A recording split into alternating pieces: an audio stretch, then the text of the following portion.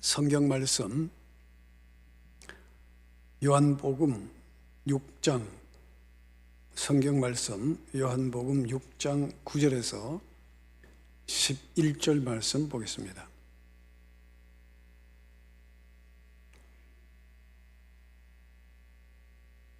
예, 9절 말씀 먼저 봉독하시기 바랍니다.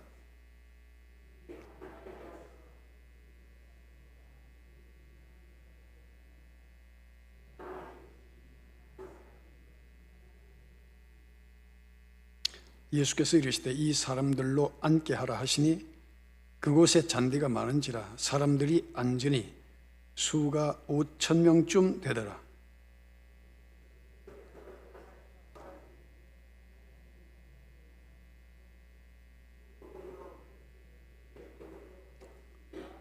아멘. 오정 예수님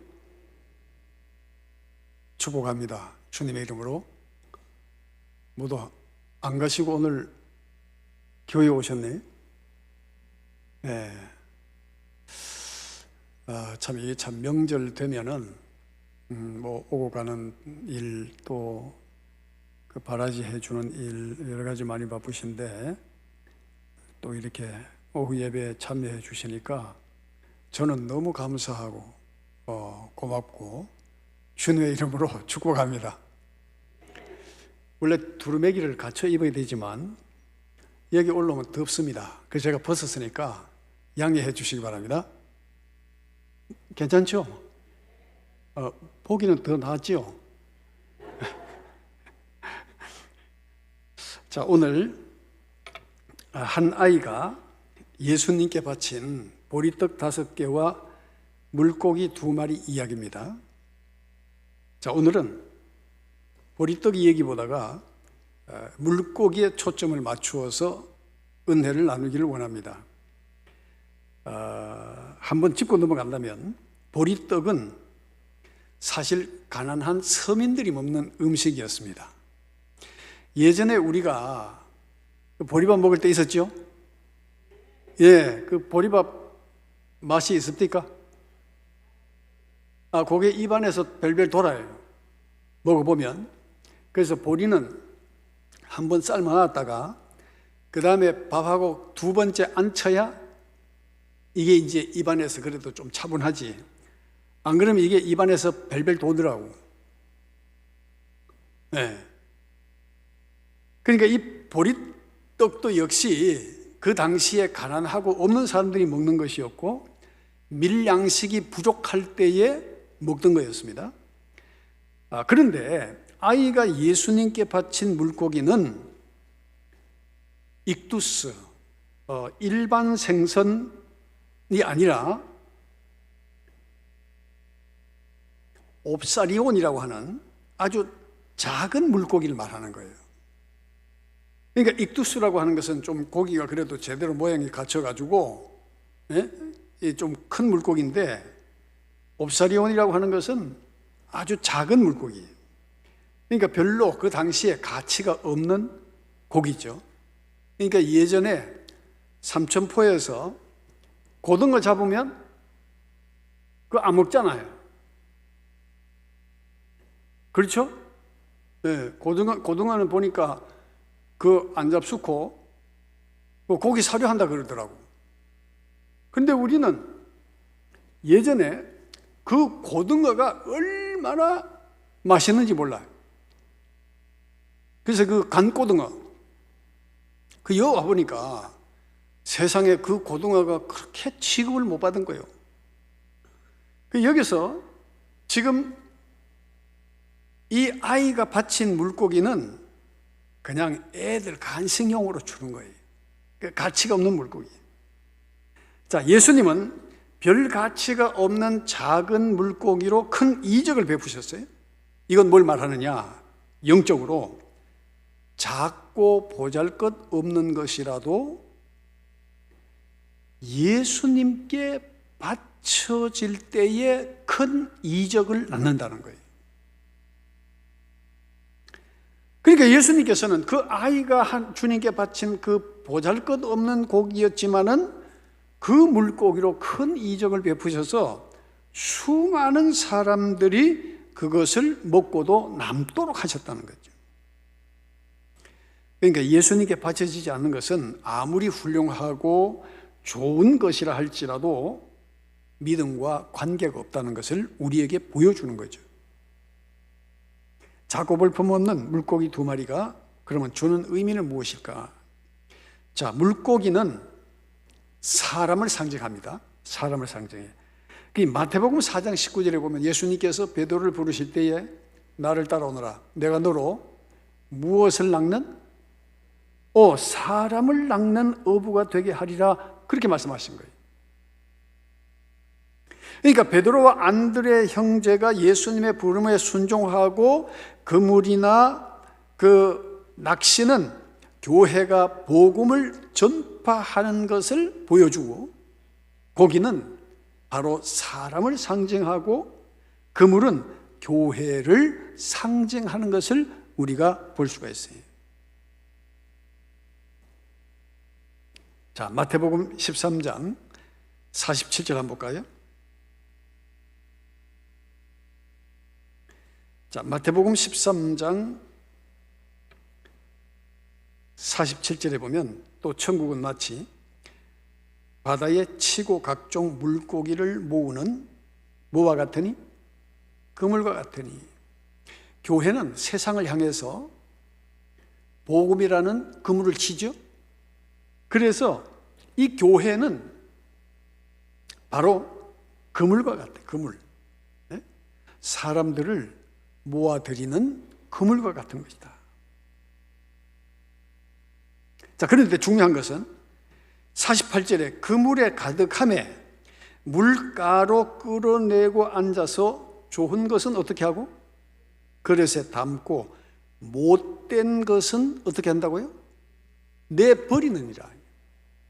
자, 그 다음에 49절 잘 보세요. 49절에 세상 끝에도 이러하리라.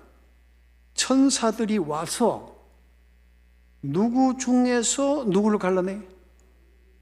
의인 중에서 악인을 갈라내어 그랬죠. 그러면 의인들이 모인 곳이 어디예요? 믿음으로 의롭다 여김을 받은 자들이 모인 곳이 교회라는 거예요. 그렇죠?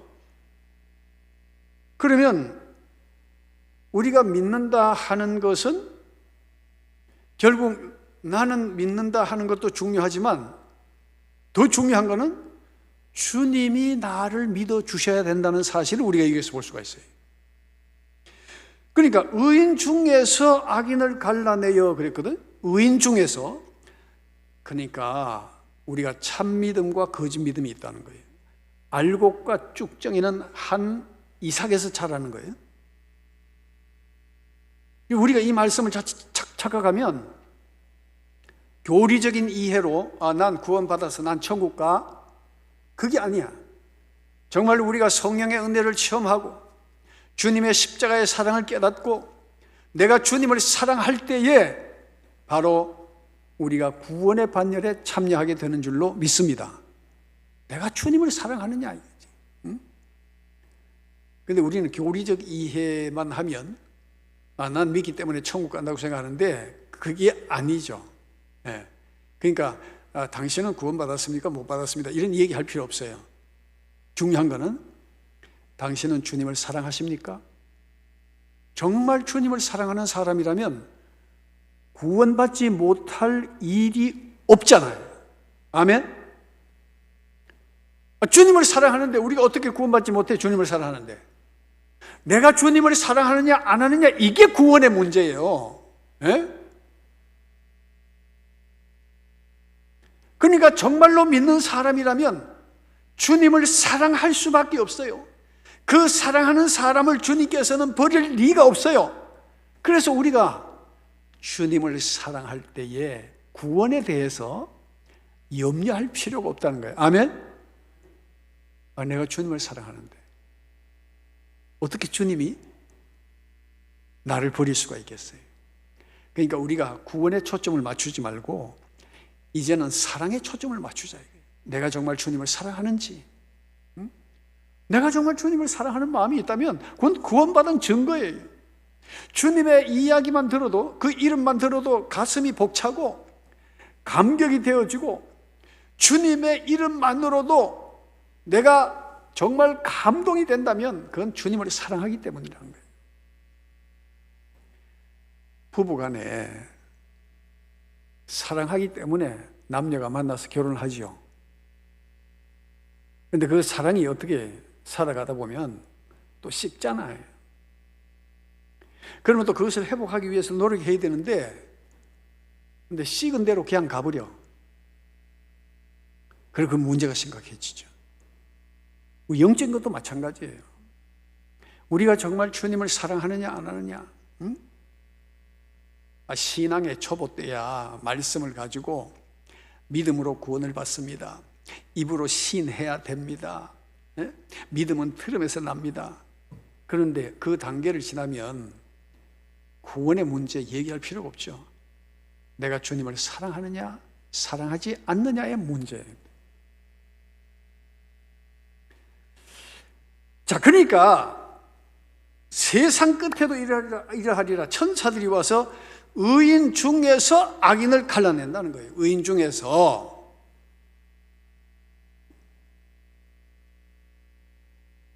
그리고 50절에 풀무불에 던져넣으리니 거기서 울며 이를 갈리라. 자, 물어봅시다. 이 성경은 믿는 자에게 주신 거예요? 불신자에게 주신 거예요? 그렇지, 교회에 주신 말씀이죠. 불신자들은 뭐 하나님이 계시는지, 뭐 자기가 구원을 받는지 못 받는지 아무 관심이 없어요. 믿는 자들에게 주신 말씀이에요. 그러면 이 말씀을 주실 때에 우리가 어떻게 믿어야 된다는 거예요? 정말 주님을 사랑하고 주님을 바로 믿어야 한다는 것을 우리에게 보여주신 거죠. 세상 끝에 이런 일이 있을 거야. 천사들이 와서 의인 중에서 악인을 갈라내. 그러니까 너희들이 어떻게 예수님 믿어야 되는지를 너희가 바로 알아야 된다. 그 말 지금 하고 계시는 거예요.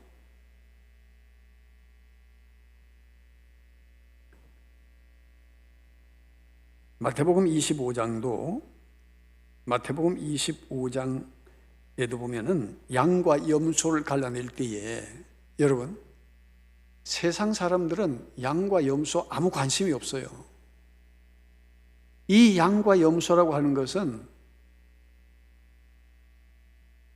한 우리 속에서 주인이 양과 염소를 갈라내는 거예요. 그렇죠? 남의 집에 가서 그거 하다 보면 큰일 나지. 그 도둑으로 몰리는데, 자기 집의 양우리에서 염소를 갈라낸다 이 말이에요. 양과 염소를 갈라내는 거예요. 한 우리에서. 자, 그것을 직접적으로 얘기한 사람이 우리 혹은 그물, 이 교회를 상징하는데, 자, 베드로가 더 정확하게 얘기하고 있습니다. 베드로전서 4장 17절. 자, 이 중요한 말씀이니까 우리가 수없이 찾아봤지만 또 봅시다. 베드로전서 4장 17절.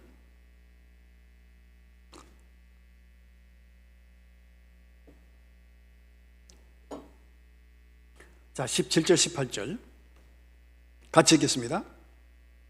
하나님의 집에서 심판을 시작할 때가 되었나니 만일 우리에게 먼저 하면 하나님의 복음을 순종하지 아니하는 자들의 그 마지막은 어떠하며, 또 의인이 겨우 구원을 받으면 경건하지 아니한 자와 죄인은 어디에 서리요? 아멘.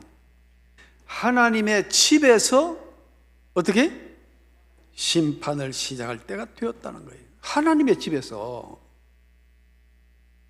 아니, 하나님의 집에 있으면 우리 교회 나오면 다 구원받았지. 근데 그게 아니라는 거잖아요. 그래서 만일 우리에게 먼저 하면 하나님의 복음을 순종하지 아니하는 자들의 그 마지막은 어떠하겠느냐.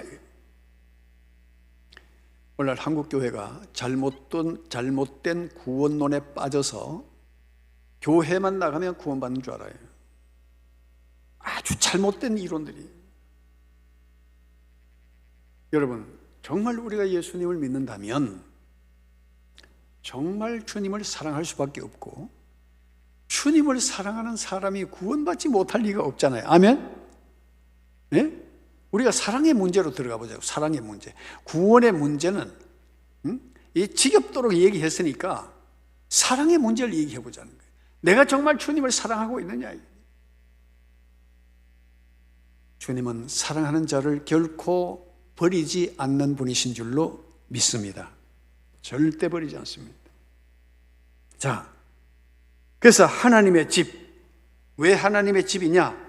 재림전에 나타나는 현상 중에 하나가 바로 교회의 타락이라는 거예요. 교회의 타락. 성경은 누구를 위해 주신 말씀이냐? 앞서 말씀드린 것처럼 구약은 하나님의 백성인 이스라엘을 위해서 주신 것이고, 신약은 예수 믿는 그리스도인들을 위하여 주신 말씀이에요.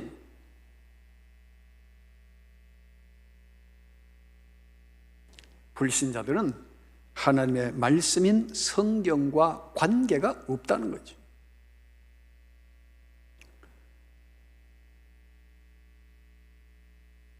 그래서 여러분, 예수님 오시기 전에 가장 타락한 곳이 어딜까요? 예? 세상은 이미 타락했어. 그렇죠? 볼 거 없는 거예요. 그러면 예수님 오기 전에 어디가 타락한다는 거예요? 교회가 타락하는 거예요. 그리고 다 편의주의 신앙에 빠져버린 거예요. 편의주의 신앙. 다 쉬운 걸 좋아하고 넓은 길 가기를 원하는 거예요. 여러분, 넓은 길은 그만큼 쉬운 만큼 위험하다는 거예요. 네?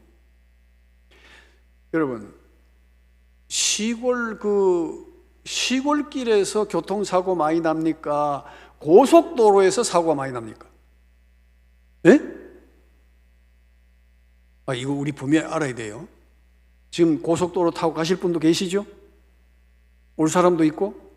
자, 시골길에 비포장 도로에서 사고 많이 납니까? 고속도로에서 사고가 많이 납니까?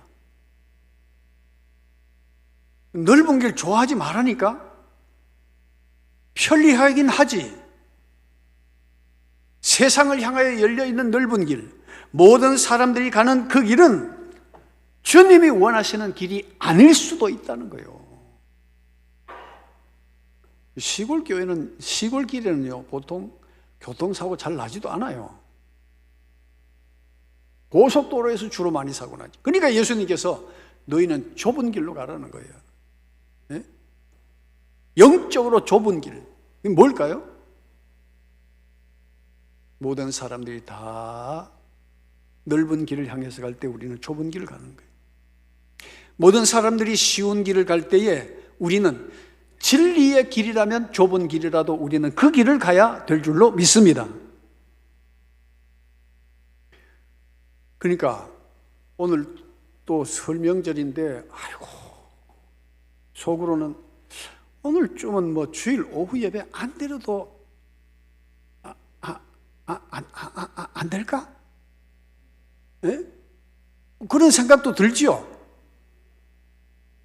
예. 뭐 솔직하게 얘기해 주시니까 고맙습니다. 저도 오후 예배 안 드리면 편해.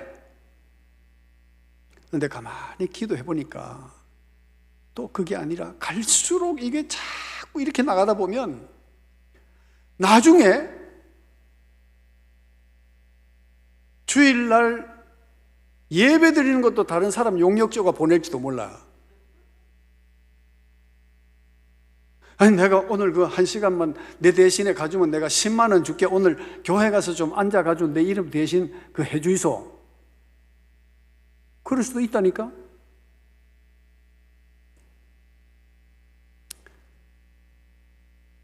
예, 우리가 기왕 믿는 예수님 잘 믿고 천국 가야 될 줄로 믿습니다. 개인주의, 편의주의, 세속주의, 민주주의, 바로 흙탕물에 오염된 교회들, 인본주의 신학이 교회를 무너뜨리는, 그래서 정말 주님께서 찾으시는 사람들이, 그 귀한 사람들이 헤아릴 수밖에 없을 정도로 적어질 수가 있다는 거죠. 누가복음 5장에 나타난 물고기 잡는 얘기와 요한복음 21장의 물고기 잡는 이 얘기는 굉장히 중요한 의미가 있습니다. 여러분, 무슨 의미인지 아십니까? 누가복음 5장의 물고기 사건은 뭘 의미할까요? 그리고 요한복음 21장의 물고기 잡는 사건은 뭘 의미할까요? 여러분, 제가 한번 설교했죠? 예? 안 했습니까? 예? 했죠? 예, 예. 그 안에 다 내가 다시 한번 더 하고, 아주 중요한 의미가 있으니까. 바로 예수님의 초림과 재림을 상징합니다. 그러니까 누가 보면은 깊은 데 가서 그물 던지라는 거예요. 고기가 어마어마하게 잡혔는데 뭐가 터졌더라? 그물이 찢어졌어요. 그러니까 사람들이 교회에 이제 성령이 바람이 불면 막 그 분위기가 교회 가야만 될 것 같고 이래가 사람들이 교회로 많이 모여드는데 나중에 보면은 그 찢어진 그물 사이로 다 빠져나가 버린 거예요. 근데 요한복음 21장에 나타난 물고기는 그물을 깊은 데 던져라? 오른편에 던져라. 오른편에. 그리고 그 잡은 물고기의 수가 몇 마리더라? 그렇지. 구원받는 사람들의 숫자는 두리뭉실한 게 아니라 153, 정확한 숫자가 나온다는 거예요. 그리고 오른편에 그물을 던지라는 거예요. 네? 깊은 데 던지는 게 아니에요. 이제. 자, 복음의 시대가 끝나고 예수님이 오실 때가 되면 오른편에 있는 양옆편에 선 사람, 오른편에 있는 사람이 구원받는다는 거예요.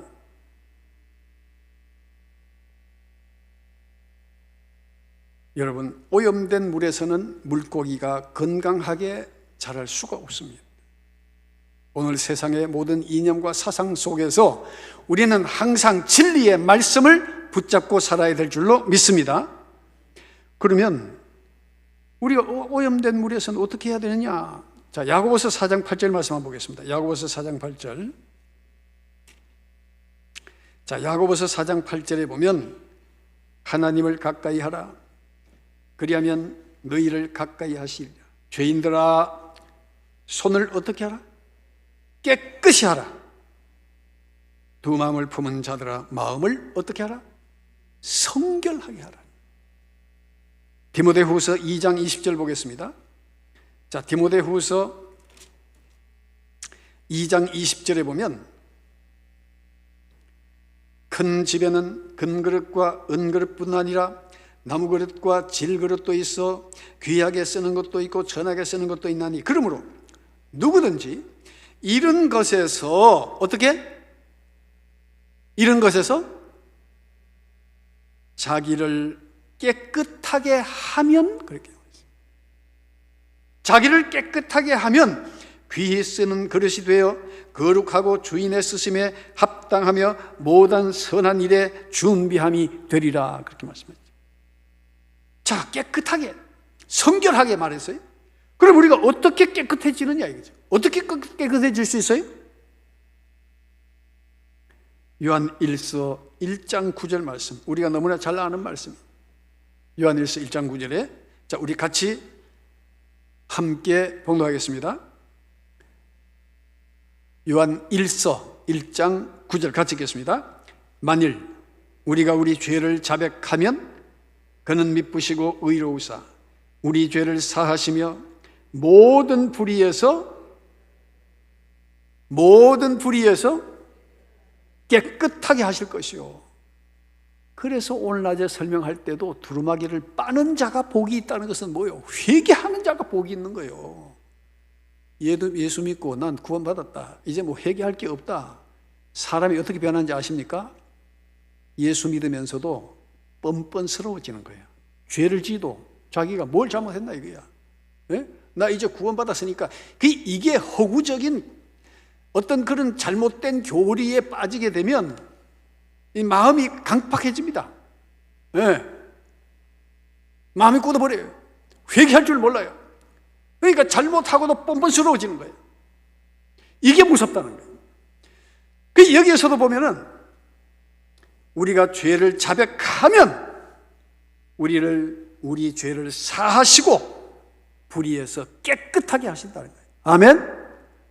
그래서 회개는 우리가 생명나무에 들어가는 지름길이다. 자, 그래서 좋은 물고기는 큰 것이나 작은 것이나 구별 없이 깨끗해야만이 주님이 쓰시는 좋은 물고기가 되는 줄로 믿습니다. 여러분, 핍박받는 초대교회 성도들은요, 물고기 그림으로 자신이 신자임을 표시했는데, 그래서 이제 익두스라고 하는 말이 바로 물고기라는 뜻이거든요. 이에수스, 크리스투스, 데우, 휘오스, 소테르라는 말의 약자가 익두스라는 말이에요. 자, 물고기가 그리스도인을 의미한다면 두 마리는 어떤 의미야? 자, 오늘 본문 말씀에 물고기 두 마리와 이렇게 말했어요. 두 마리는 어떤 영적 의미가 있느냐? 두 마리는 두 종류의 성도, 즉 유대인과 이방인을 상징하고 있습니다. 그러니까 예수 그리스도 안에서 유대인과 이방인이 하나됨을 의미해 주고 있어요. 자, 로마서 3장 29절 보겠습니다. 자, 로마서 3장 29절.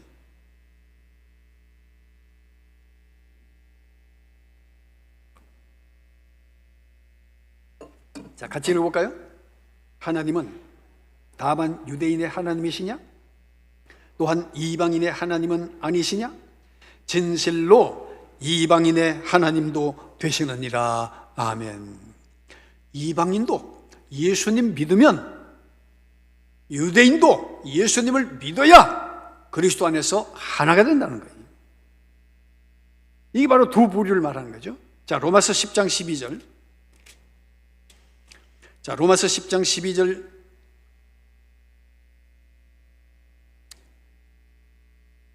자, 같이 읽겠습니다. 유대인이나 헬라인이나 차별이 없습니다. 한 분이신 주께서 모든 사람의 주가 되사 그를 부르는 모든 사람에게 부요하시도다 하고서, 자, 13절.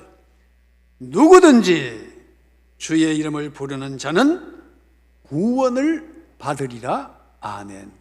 유대인이나 이방인이나 그리스도 안에서는 차별이 없다는 거예요.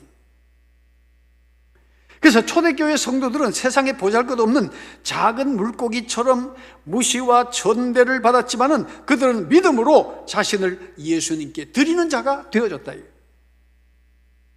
아무리 큰 물고기도 예수님께 드려지지 않으면 아무 쓸모가 없어요. 세상적으로 잘나고 많이 가지고 똑똑하고 명예와 지위가 있다 할지라도 주님께 드려지지 않는 것은 하나님 나라에 아무 의미가 없다는 거예요. 하나님 나라와 관계가 없다는 거예요. 비록 나의 재능, 나의 물질, 나의 시간, 나의 건강, 작은 것이라도 예수님께 드려질 때에 주님은 작은 나를 통하여, 약한 나를 통하여 큰 이적을 이루시는 줄로 믿습니다. 마지막으로 고린도전서 1장 28절, 29절 말씀을 함께 봉독하겠습니다. 자, 고린도전서 1장 28절, 29절 같이 읽겠습니다. 하나님께서 세상에 천한 것들과 멸시받는 것들과 없는 것들을 택하사 있는 것들을 폐하려 하시나니 이는 아무 육체도 하나님 앞에서 자랑하지 못하게 하려 하심이라. 아멘. 여러분, 내가 가진 것이 비록 보잘것없는 것이라 할지라도 주님 앞에 드려질 때에 주님은 그것을 통해서 이적과 능력을 베푸시고, 오늘 이 어린 소년이 바쳤던 그 보잘것없는 작은 물고기가 5,000명이나 되는 수많은 사람들에게 그 음식을 제공하는 것이 된 것처럼 우리의 작은 것도 진심으로 주님 앞에 드려질 때에 주님은 우리의 크고 작음을 구별하지 않으시고 잘나고 못남을 구별하지 않으시고 주님은 드려진 그것을 통해서 영광 받으시고 귀하게 쓰시는 줄로 믿습니다. 기도하겠습니다. 주님, 감사합니다. 세상에 아무것도 아닌 존재로서 살아가는 저희들, 그러나 예수님을 믿는 그 믿음 하나로 우리 자신을 바쳤을 때에 주님은 부족한 우리들을 들어 쓰시기 원하심을 다시 한번 깨닫습니다. 내게 있는 작은 재능과 달란트와 물질과 건강과 시간들을 주님 앞에 드리오니 주님 영광 받으시고 주님 앞에 쓰임되는 귀한 성도가 되게 하여 주시옵소서. 설 명절을 맞이하여 함께하는 모든 믿음의 가족들에게 말씀으로 덕담을 나누고 또 이 한 해를 힘있게 살아가는 성도와 가정들이 되게 하여 주시옵소서. 감사하며 걸어가신 예수 그리스도 이름으로 기도드리옵나이다. 아멘. 216장 찬송 부르겠습니다.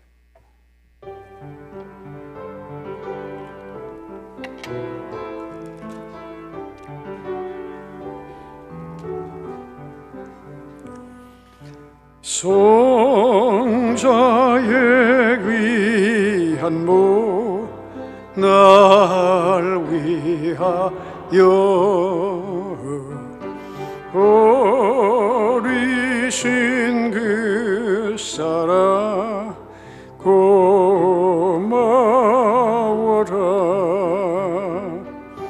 내 머리 숙여서 주님께 비는 말 나무 주님께 바치리까. 지금도 날 위해 간구하시 이 옅은 믿음이 없나니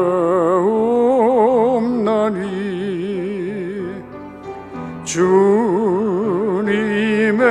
참사랑 고맙고 놀라워 찬송과 기도를 쉬지 않네.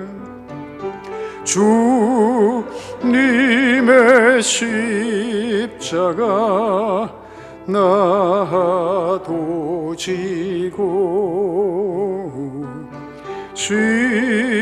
신실한 믿음과 마음으로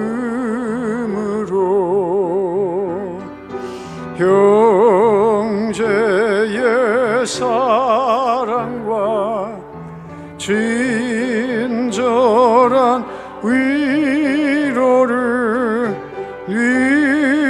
네게나 베풀게 하옵소서. 만 가지 은혜를 받았으니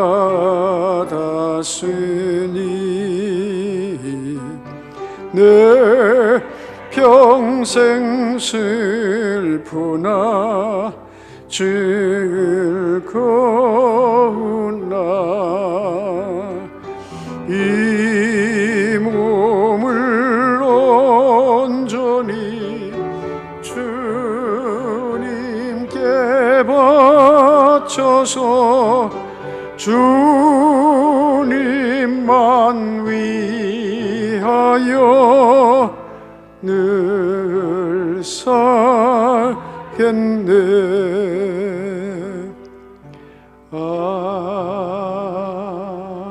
아멘. 이제는 우리 구주 예수 그리스도의 만하신 은혜와 하늘에 계신 우리 아버지의 극진하신 사랑과 성령의 교통하심이 많고 적음 크고 작음이 아니라 주님을 사랑하는 마음으로 인하여 나의 모든 재능, 시간, 달란트를 주님 앞에 드리는 삶을 살기를 마음으로 다짐하고 돌아가는 믿음의 온 가족들에게 이제부터 영원토록 함께 하시기를 간절히 축원하옵나이다. 아멘.